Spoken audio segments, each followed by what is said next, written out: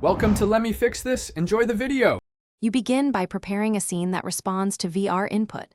Set up Unity with XR Interaction Toolkit and your headset SDK. Create an XR rig and add input actions for select and thumbstick.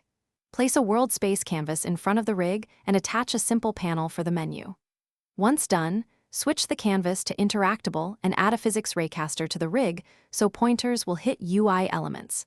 Make sure to save the scene and test pointer hits early. You now implement interactive behavior.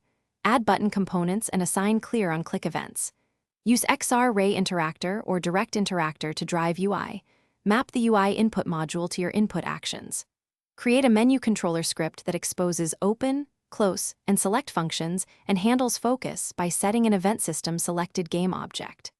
Once wired, add sound and haptic feedback calls inside on click handlers to reinforce selection. Make sure to test navigation with both pointer and controller thumbstick.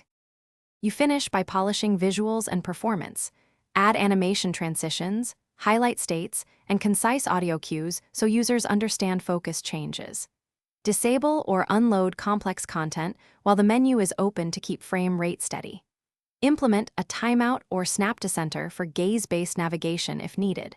If things go wrong, log pointer hits and the event system's current selected game object. These logs reveal whether the ray interacts or the UI is blocked.